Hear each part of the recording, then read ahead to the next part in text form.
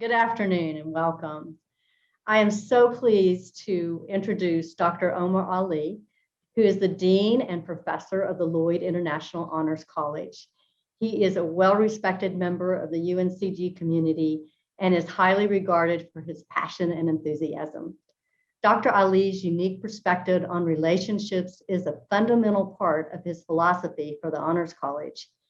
As Dr. Ali so eloquently states, at the heart of what we do in Honors College is to help create new possibilities. We do this by cultivating kindness, curiosity, and academic excellence by practicing yes and the simple yet powerful activity of 1, paying attention, 2, acknowledging what others have said or done, and 3, creatively building on whatever others offer, big or small. Through yes and, we create learning environments in and out of the classroom where all involved might be able to stretch and grow intellectually, artistically, socially, and otherwise.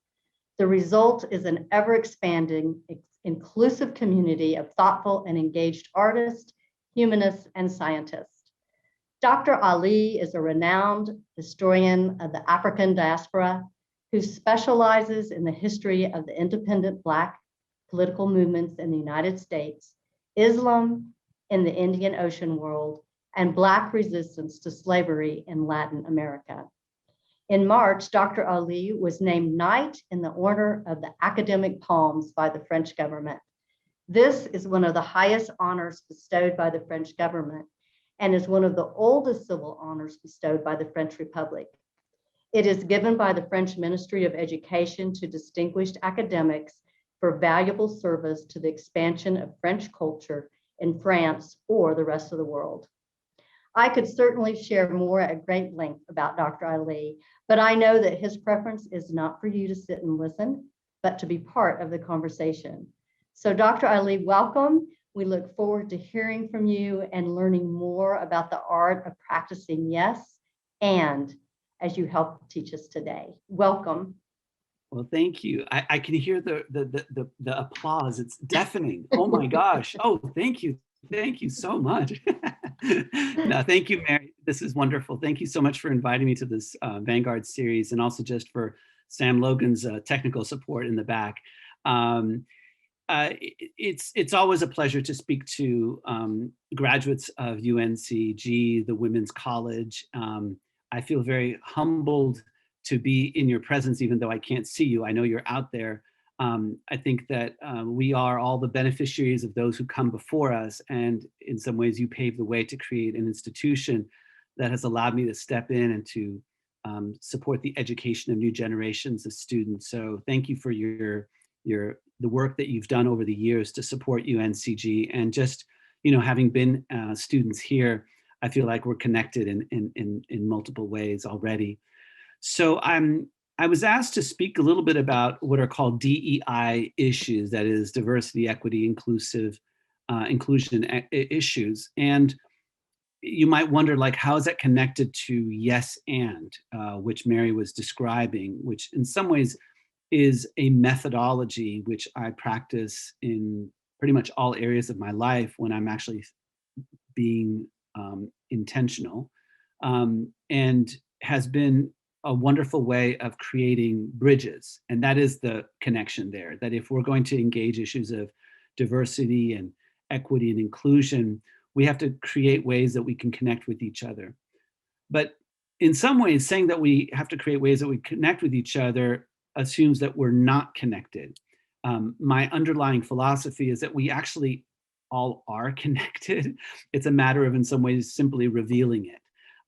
We know that we're actually all connected because we are made of the stuff of supernovas. The elements in the periodic table come out of these massive explosions, and so the iron that courses through our veins and the blood is shared by, in some ways, these instances that happen in the very distant past, but that actually at that cellular atomic level, we are actually all connected.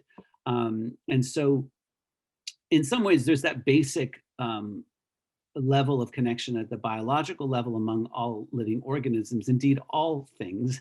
But when I'm talking about being connected, I think it's also being part of a shared society.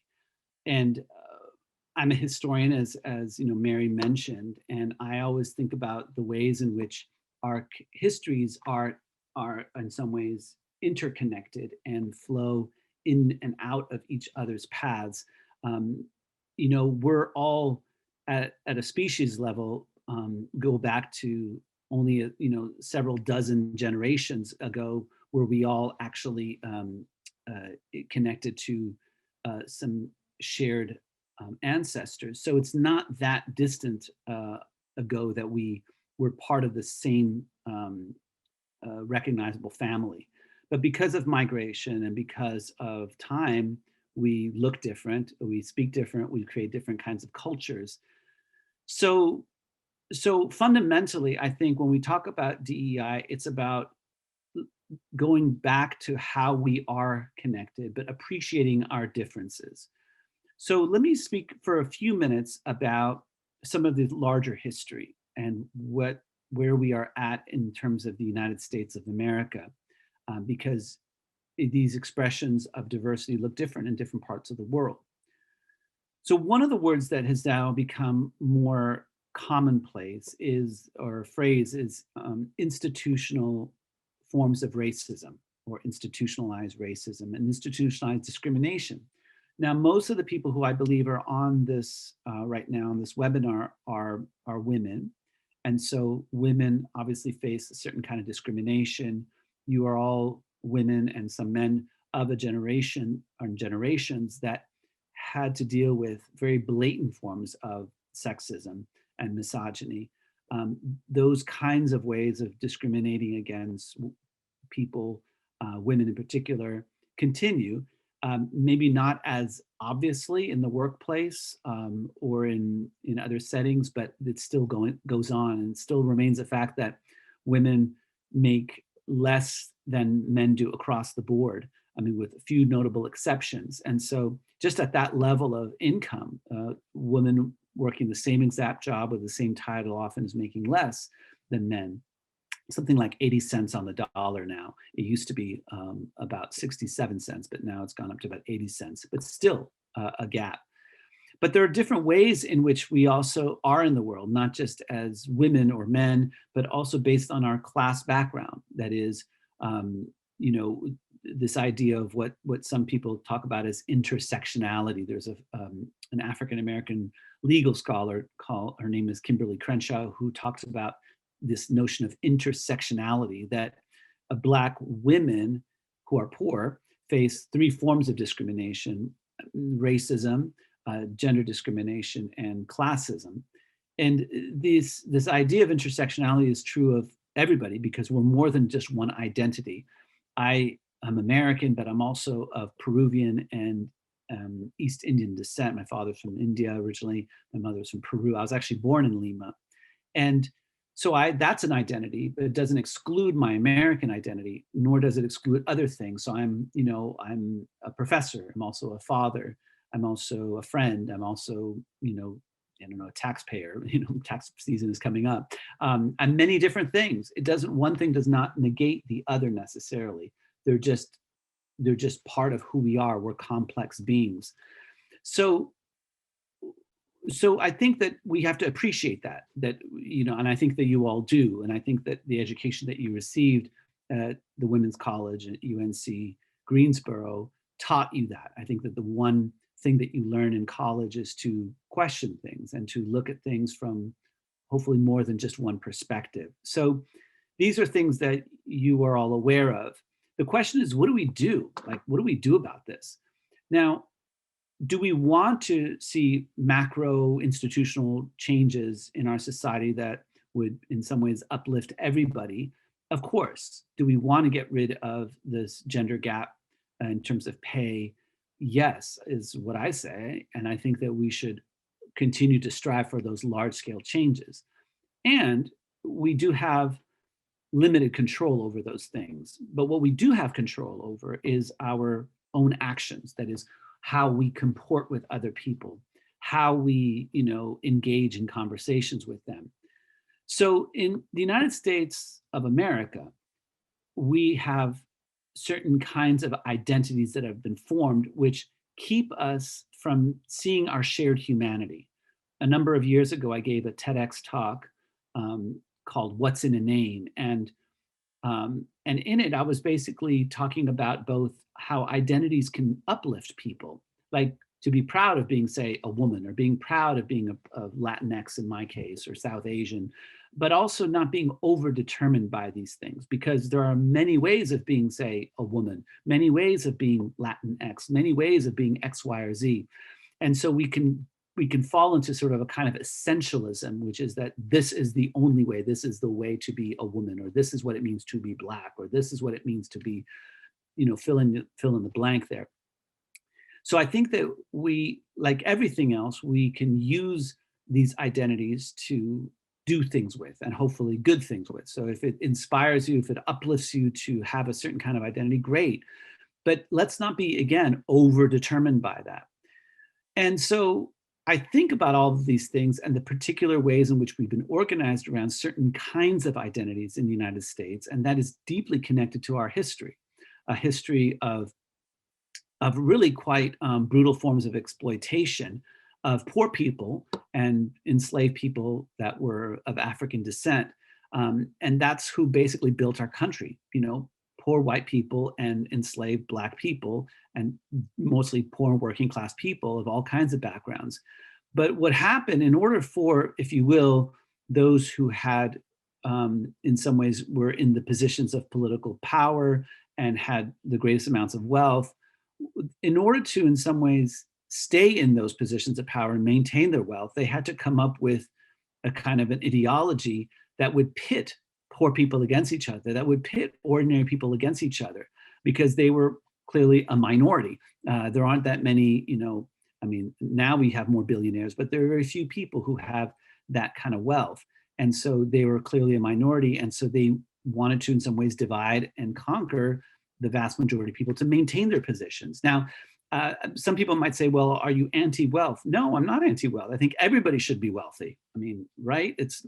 Everybody should have access to food, shelter, education, healthcare, these kinds of things, and have money to do other kinds of creative things and to give money away and to do things. So I think wealth is a wonderful thing. It just should be for everybody. That's all. So when we talk about identities in American history, they've been organized. They've been very much created. It's not like there's one kind of Blackness or one kind of womanness, if you will. And so it's particular to our histories. Gender looks different across the world. Being Black looks different in Brazil than it does in, say, the United States, than it does in other countries. And there are many sort of variations within these categories, right? So again, let me go back to the question of, like, we know there are differences. We know we have this history of discrimination. We know that ideology of white supremacy and sexism was created to basically maintain a certain sort of social and political order. But what do we do about it? So we maintain that we can try to do things at the macro level. And I think that higher education plays a role in creating pipelines for new generations of people that didn't have as much access, and create new opportunities. But there's the immediate thing, which is the interaction. So yes and is a methodology which I have deployed, as I said, in my life, and I encourage in my students and my colleagues and staff and faculty to use as a way of connecting or revealing the connections between each other. And so I wanted to just sort of share that broadly and then open things up for a conversation, because I'm more than happy to speak at length, ad nauseum for some, about American history and institutional forms of discrimination, racism. But I also think it's important to go back to what Mary says, to have the people in the audience be the co-creators of the conversation so that it's more interactive, because I think that we grow by producing the environment and the conditions that we're in. So yes and is this idea, which is that you take what people say. First of all, you have to acknowledge their presence, their humanity. And it's not necessarily agreeing with them, but it's figuring out something that they're saying or doing that you can build off of, as opposed to negating. In some ways, the opposite is no because. That is negating and then offering a reason why it's so bad for the X, Y, or Z, or why something is not possible. Yes, and is full of hope. Yes, and is a creative thing, which again doesn't mean you agree with the person, but you figure out something that they're saying or doing that you can take and then create with them. And it's not just information exchange that will get us out of this mess of racism and discrimination. It's not just knowing the facts, it's creatively building with other people. It's creatively creating conditions where people can go places together, new places. And we forget that, you know, people have accomplished all kinds of things despite their differences.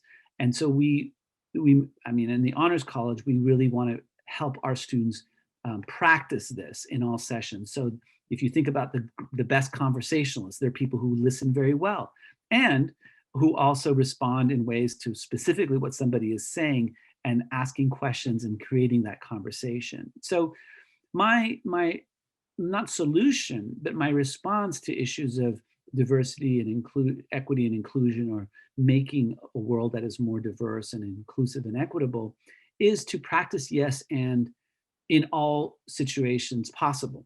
I mean, I really can't think of a situation where yes and isn't necessarily the best thing to be doing, because it's about creating stuff with other people, and we are social creatures. And so let's open things up, and I'd love to field some questions and continue the conversation. Thank you. And in your chat, you'll notice there's two ways you can ask questions. One is to hit the raise hand icon at the bottom of your screen, and the other is to actually type your question in the chat.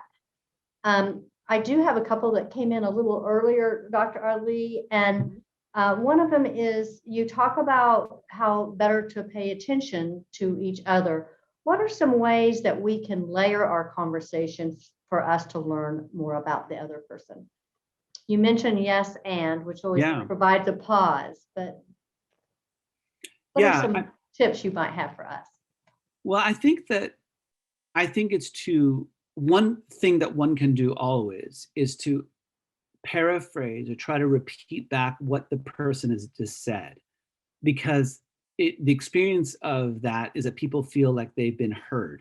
And this is especially true when people who have very different views than you on things that you disagree with, whether it's a family member or a friend or a total stranger or, you know, a colleague, to repeat that, because then it shows a sign of respect that you're listening, as opposed to just like trying to make your point and beat them over the head with why you are right and why they're wrong. So one thing actually, one thing that I've thought about, one of my mentors was a philosopher of science named Fred Newman. He was talking about the Israeli-Palestine sort of tensions in the Middle East. And he said, what if it turns out that everybody's right? What if we begin with the premise that everybody's right? And I thought, wow, well, how could that be? Because we've been organized to think that somebody's right, the other person's wrong, something like that. And I think that there's something about that creates new possibilities, because if you want to grow, if you want to be transformed, you have to be open to being transformed by the person you're speaking with. And it takes courage to do that, because most of us want to kind of stick to our position, our way of looking at things. But I always think that the most sophisticated and developed people are the people who are kind of like, okay. So when you say blah, blah, blah, what do you mean by that? That posture, which is a much more relaxed posture, as opposed to getting all like, you know, bent out of shape, I think is part of what the spirit of yes and is just to ask questions in the spirit of trying to find out more. But let me be very clear that it's not just the information that transforms us, it's the activity. And I think that a tip that I would offer as part of that is to not worry about losing the argument, if you will, but focus on trying to see what the other person is saying. And a concrete way of doing that is by trying to paraphrase, repeat back what they're saying. So you can say, so when you said da da da da, you were saying that da da da da da da. I mean, I'm talking, you know, fill in the blank, but you can use that kind of construction. Because I know that I'm more willing to move places with people if they offer me the respect that I feel I deserve. I think everybody wants to be respected. So that's a way that I think you can move that along. I think a lot of people know, well, don't they, isn't that just like common courtesy? I think so, but we sometimes forget that doing that activity is tremendously helpful and can be transformative. Yeah. Absolutely. There's another question that came in. I'm going to paraphrase it a little bit, and it kind of comes off what you just were speaking about. When you find yourself in a conversation that you might not feel comfortable asking people specific questions about race or gender identity or whatever it might be, is it better to ask and maybe perhaps make a mistake or misspeak? Or how can people feel more comfortable in those conversations? I love that question. I think it's really important, especially now.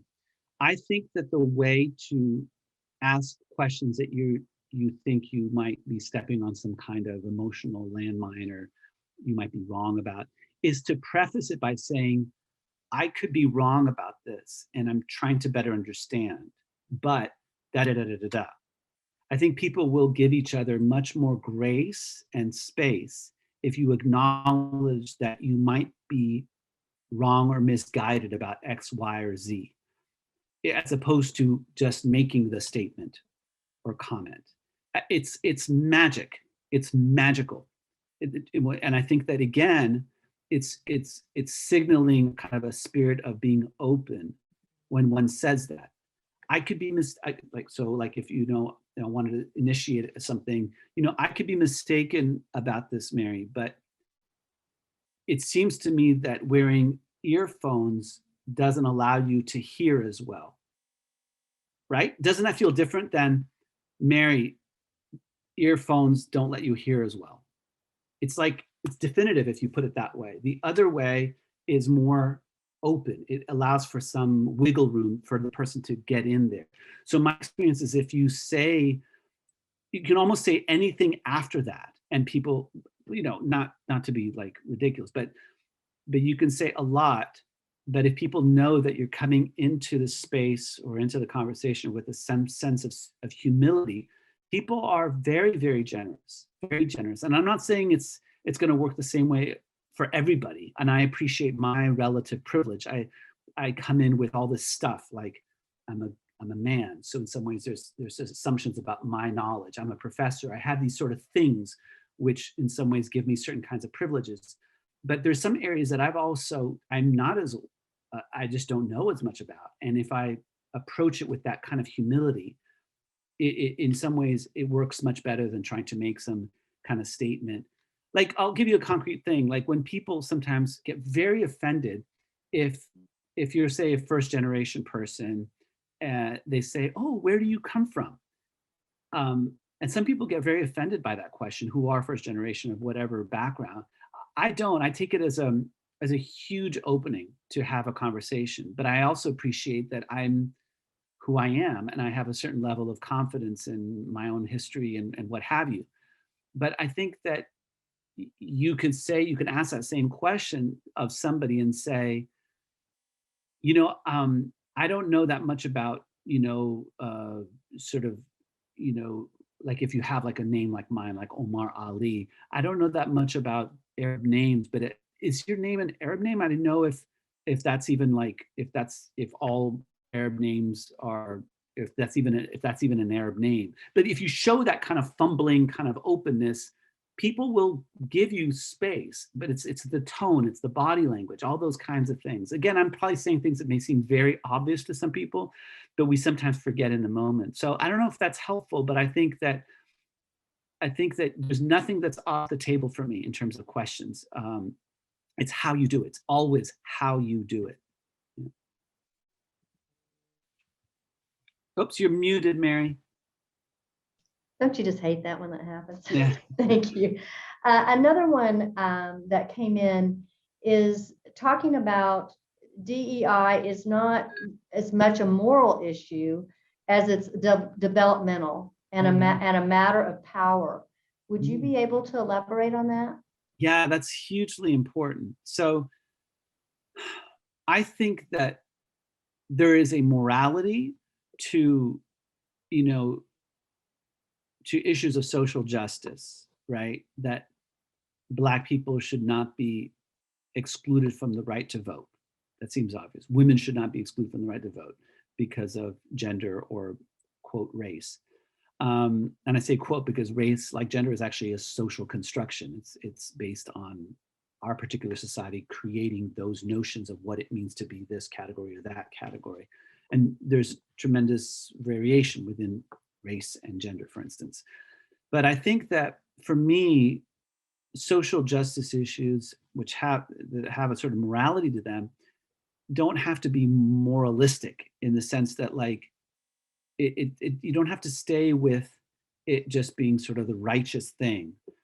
To me, it is. And I think we have to think about it more along the lines of power and development. So what I mean by that, let me take power for the first thing. So what I mean by power is distinct from authority. Authority is a very top-down kind of thing. Like, I have the authority as the dean of the honors college to sign off on certain requests for certain kinds of courses, travel things, and whatever. But power is a different thing. Power is a created thing. It's co-created by people. So that's what I mean by power. And so for me, the issue of diversity is in some ways a developmental thing, which is that by being with people who are different from you, you are more compelled to stretch and grow than just hanging out with the same people, the same kind of people. I think it all behooves us to look for different kinds of friends and coworkers and be with them and classmates, because we grow off of that. One of the things that makes me really happy, my son, who's almost 14, has both guy friends and girl friends. And I think that that's really important for people to be with different kinds of, and in his case, just gender, because a lot of times some of his friends are only with guy friends, for instance. And I think that it's really important to be with people who are different. So like female, and that may seem like a silly thing, but you can't grow unless you're with something that's different from you. You can grow some. And that's why I think diversity is so important, is because it's developmental. It allows people for the possibility for their own individual growth. But academically, research groups that are made up of different kinds of people are probably more able to tackle problems and see out of the box ways, because if the box is the thing that the standard, the one way of looking at things, whether it's a group of all females or all male or all white or all black or all this, there's less of a chance, right? So in some ways, the ecological sort of analogy is that, an environment will thrive if there are different kinds of elements in the environment and, living creatures, as opposed to just one kind of living creature. So that's true of humans and knowledge creation and development. And that development, the increased capacity to recognize opportunities and grow off of it, is powerful, and that is socially created. So I feel like I've given a very long-winded answer to that. I hope that some of that is helpful. I don't know. Thank you. I think you're going to like this one.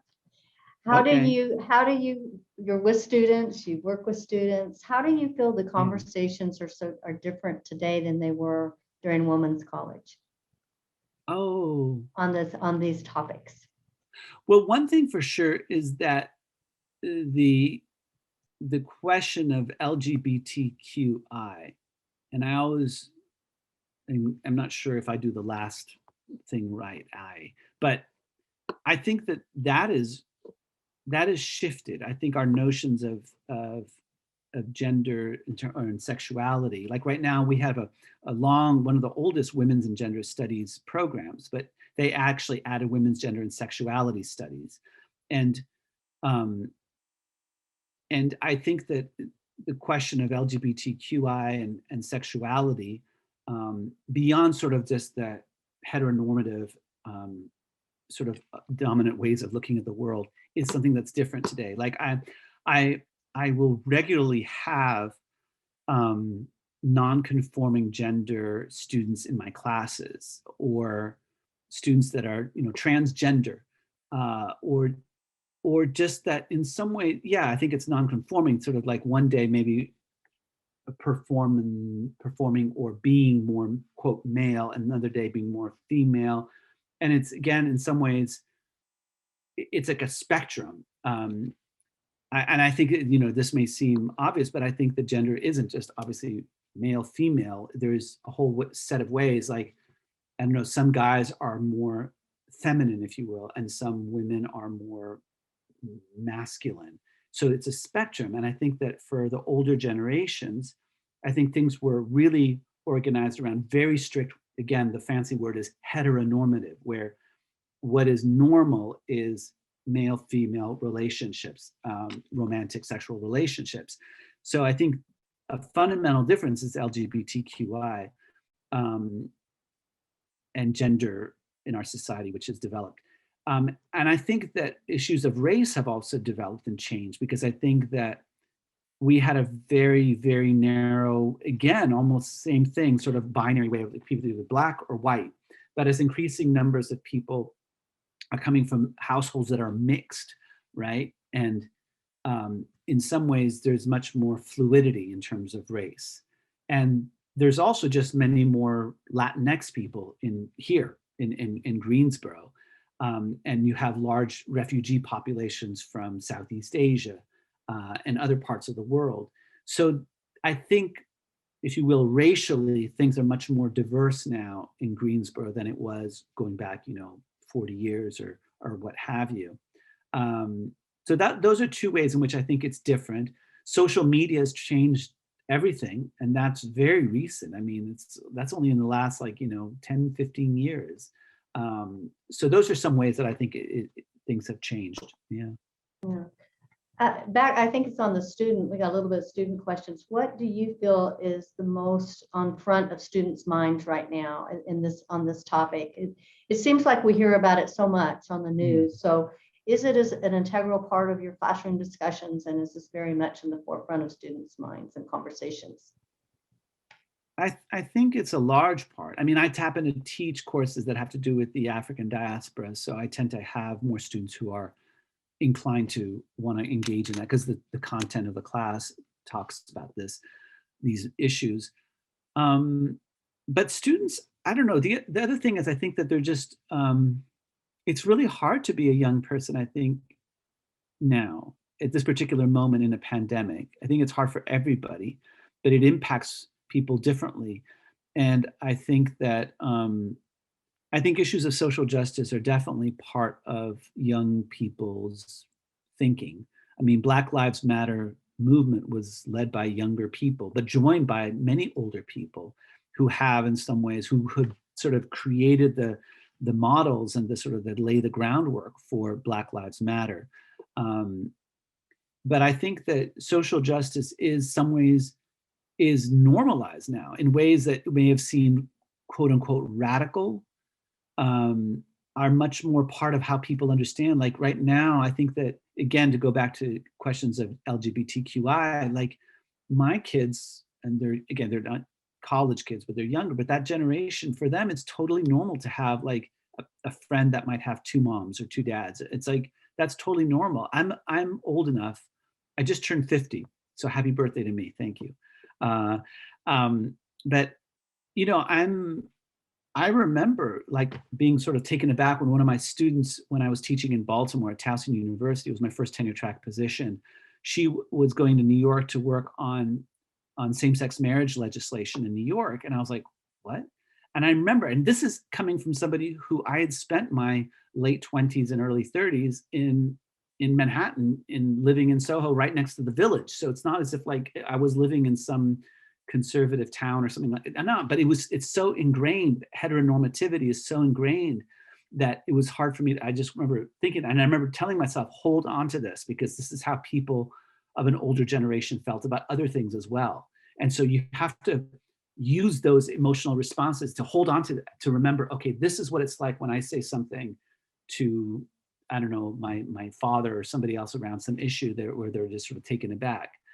And it's not surprising that we have these sort of reactions because we're socialized to be racist, sexist, homophobic, ageist, ableist, all these things. That's kind of how our society is organized. So there is also cultural shifting underway, which is, I think, part of why we saw the reaction, very strong white nationalist reaction in the last, election cycle and all that, is because I think that the country is moving.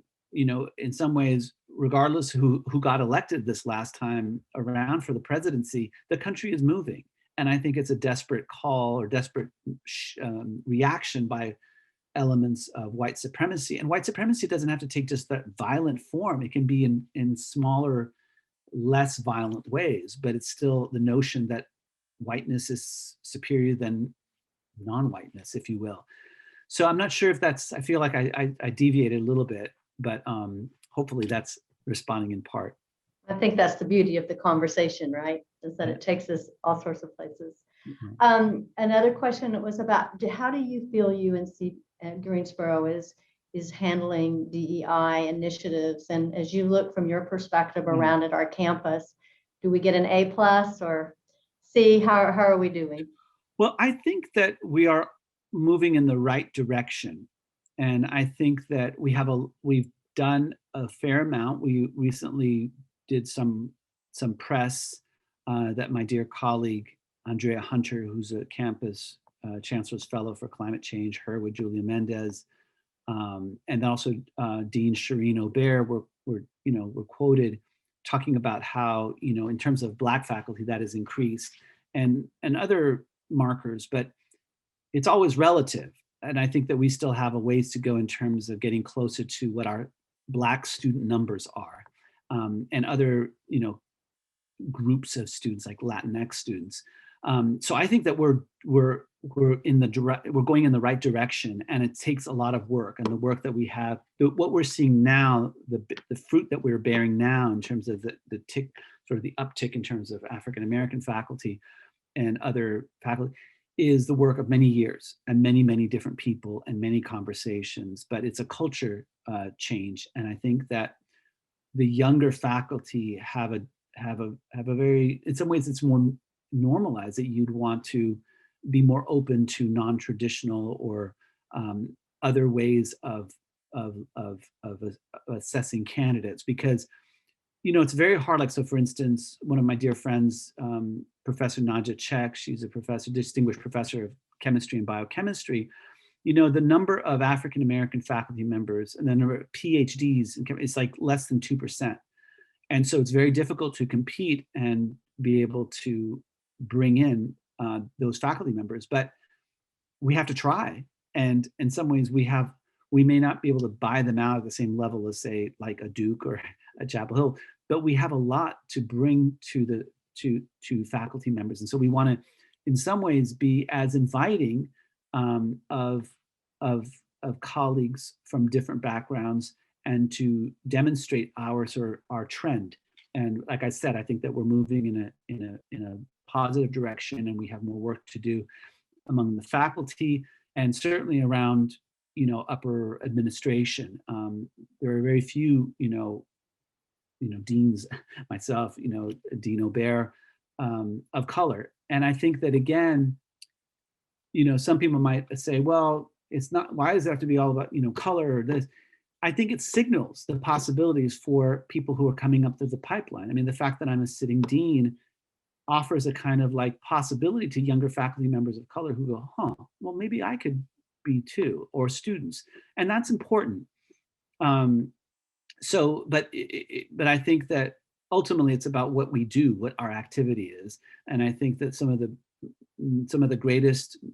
my sort of greatest champions of issues of diversity have been white, straight men. It's what they do with your privilege. I mean, in some ways that's the key here. And I think this is an important point. It's like, we all have some kind of privilege.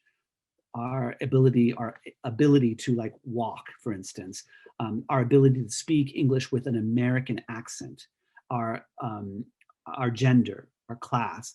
These are different kinds of privilege. So everybody has something that allows them a kind of privilege. And we're also victims of discrimination and what have you.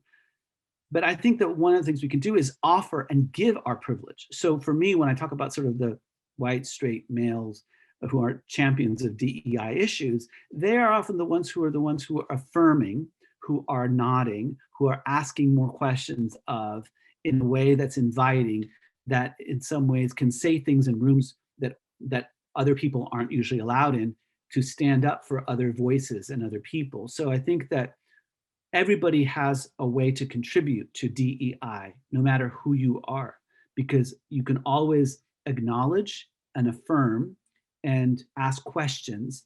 And again, in the spirit of being open and curious. And that's the way that we can support moving the dial, if you will, or the needle, I guess is the word, the phrase, on issues of DEI. And so it's not like if you're not a Black person, you can't speak about, racism towards Black people. If you're white, you have a critical role, which is to affirm and support. And I know that as a man, like I can be undermining of women by not saying anything at times, or I can intentionally give them in some ways a boost, and we can give each other a boost. And it's always nice to be boosted by our colleagues and friends and family. So yeah, that's a little bit how I think about DEI. And again, just to say that I think we're moving in a good direction. Mm-hmm. That's great to hear. I have one more question, and then I want to encourage the audience. Dr. Ali has class, so I promised him we would be wrapping up by about 2:50. So if you have a question, please do the raise your hand icon or put it in the chat.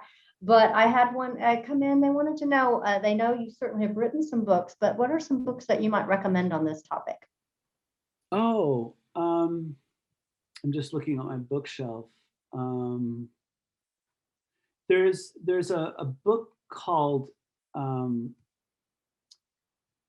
let me go grab it and I'll show you, actually.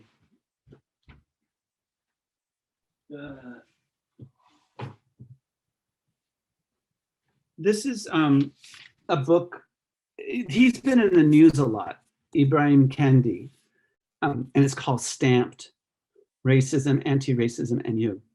It's been super sort of in the news lately. That's one book I would recommend, but in some ways, I think it's learning about the history of the United States in general, like learning about labor history, learning about African-American history, learning about women's history. And what's called social history over the last 50 years has really expanded in the academy.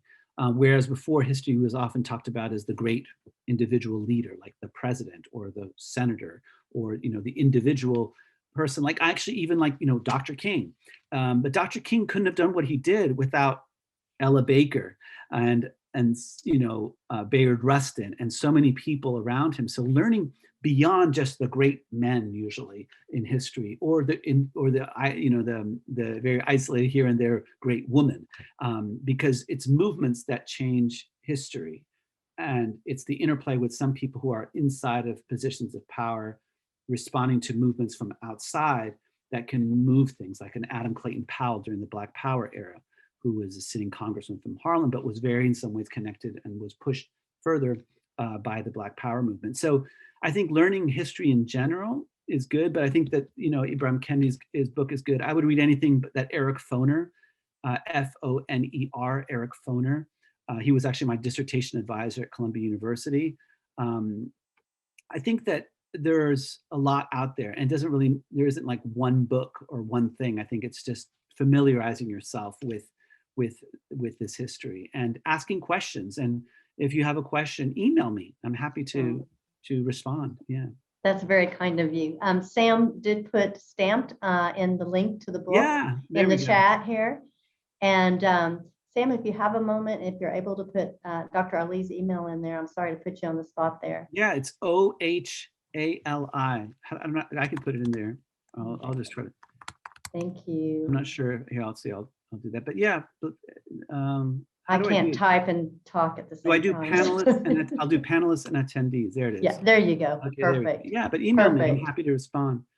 Yeah. Looks like we do also, have if anybody ever wants to, sorry, Mary, I was just going to say, if anybody ever wants to sit in on one of my classes, I'm I'm always open to that. You just let us know ahead of How time. generous. Yeah. That is generous.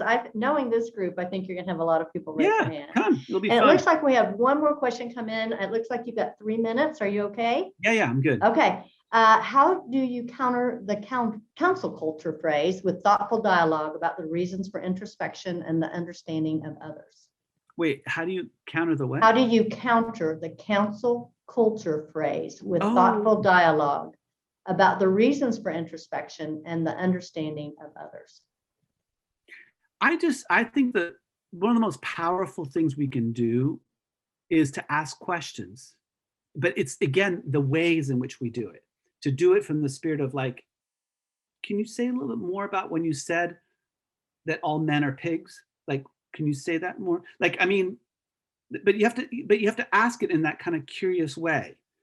And I think that then you see whether people want to respond or not, but asking the question is just, it's magical. So that's what I would say in a way, the way to not get sucked into these sort of these camps is to build bridges by asking questions in the spirit of openness and conversation and dialogue. And it doesn't always work. Some people are just like, they're just not nice people and they just don't want to do that. But you have to take your shot, because what's the alternative? Like shouting down the other person? That's not helpful, right? Yeah. So I think asking questions, Questions really are a form of a compliment, I think, because it is a way of saying, I care about you, I care about how you feel and your thoughts. So I like I that. agree. Asking questions is good. Well, this has been fascinating, and we are just so appreciative of your time. And congratulations again on your award. We are so proud of you, and proud to call you one of ours for certain, for sure. I am so thank you. We hope that you'll come back again. Before we leave today, just to let you know what our next session will be on Tuesday, April 13th. And Erin Larimore, who is our University Archivist and Associate Professor, is going to talk to us about the North Carolina College for Women and alumna Virginia Tucker, who was one of the very first human computers hired by NACA, which later turned into NASA. So I think that'll be a fascinating conversation. So mark your calendar for Tuesday, April 13th. And as you know, reminders will come your way. Dr. Lee, thank you. Actually, let me just say that Erin is a wonderful teacher. She is like joy on steroids. I mean, I don't even know how to describe it. She is so full of joy and such a wonderful teacher. You're in for a real treat. Definitely want to tune into that one. And we thank you for your offer, because I know who's on this call. I see the names, and this is a group that I think if we really rallied and found a day, you would have the most dynamic class of some of these attendees, and it would be amazing. That'd be great. We'll work toward that. We'll work toward that. Yeah. So in the meantime, thank you so much. And thank you all for being here. What a pleasure. And we'll look forward to seeing you on April 13th. Thank you, Dr. Lee. We appreciate it. Take care. Goodbye, everybody. Be well. Bye.